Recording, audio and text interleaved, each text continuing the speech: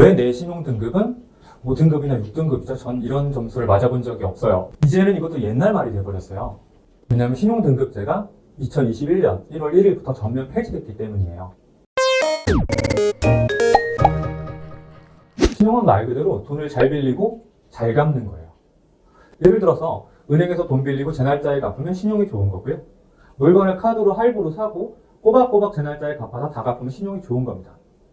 또 반면 통신비 같은 거 내가 먼저 시컨 사용하고 거기에 맞는 금액을 내면 그게 신용이 좋은 거죠. 금융에서 말하는 신용은 바로 지불 능력, 돈을 빌리고 원하는 날짜에 정확히 갚는 능력을 의미합니다. 그래서 기존엔 등급과 점수를 같이 사용했는데요.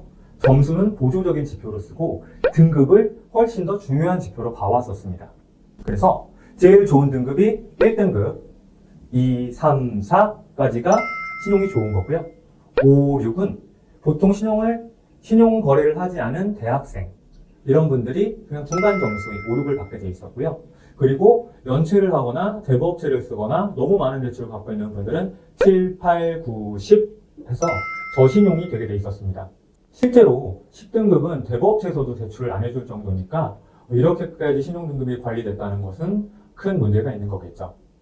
여튼 근데 왜 등급으로 기억하면 편한데 이걸 굳이 점수 788점, 856점 이렇게 바꾸는지 궁금하신 분이 계실 거예요. 1금융권, 우리가 말하는 시중에 대형 은행들 있잖아요. 우리은행, 국민은행, 신한은행, 기업은행, 다다다다다 이런 은행들이 있잖아요.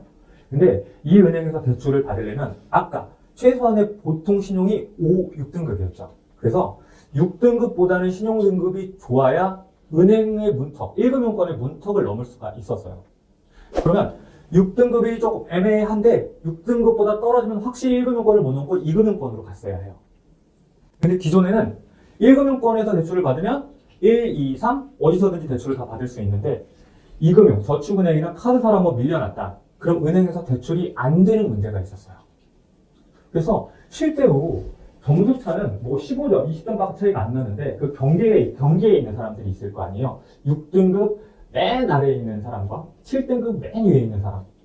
이런 걸로 인해서 문제가 생기다 보니까 정부에서 신용 평점제로 통일하라고 2021년 1월 1일부터 통일해서 시행을 하게 됐어요. 자, 그러면 여기서 중요한 건 도대체 이게 점수제로 바뀐 게 나한테 뭐가 중요한데, 첫 번째는 대출을 받을 때 과거에는 1금융권 은행 가서 대출을 신청을 하면 안 돼요. 왜 안 되냐고 물어보면 6등급이 아니라 지금 7등급이세요.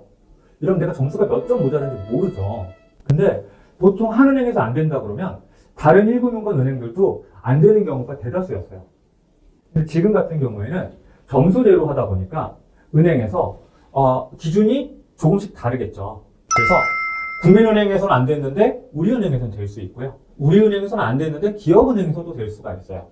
이게 외부 신용평가 회사, 나중에 한번 또 있으면 설명드리겠지만 K10이나 나이스에서 주는 정보 말고도 은행 내부의 신용평점 체계를 또 가지고 있어요.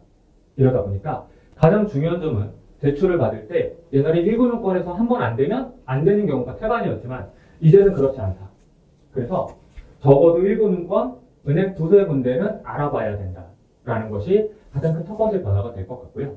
그리고 두 번째 변화는 이게 점수가 조금 높고 낮고, 즉 1점 단위로 관리가 가능해지다 보니까 통신비랑 공과금 내역 납부한 걸 인터넷이나 앱을 통해서 신용평가사에 보내시게 되면 최대 15점까지 올라가게 됩니다. 보통 6개월치 이상을 요구하니까요. 1년에 한 번 혹은 1년에 두 번 정도는 점수를 올릴 수 있는 기회가 있는 거죠. 신용등급에 관련돼서 더 자세히 다루겠지만 신용 점수는 하나의 자산입니다. 왜냐하면 어떤 사람은 5천만 원을 빌리고 내는 이자와 어떤 사람은 1,000만 원을 내고 빌리는 이자가 같은 경우가 굉장히 많아요. 그래서 내가 꾸준히 보고 관리하고 그래야지만 내가 돈을 더 여유롭게 쓸 수 있고 잘 돌리면서 쓸 수 있는 그런 현명한 금융생활을 할 수 있을 것 같습니다.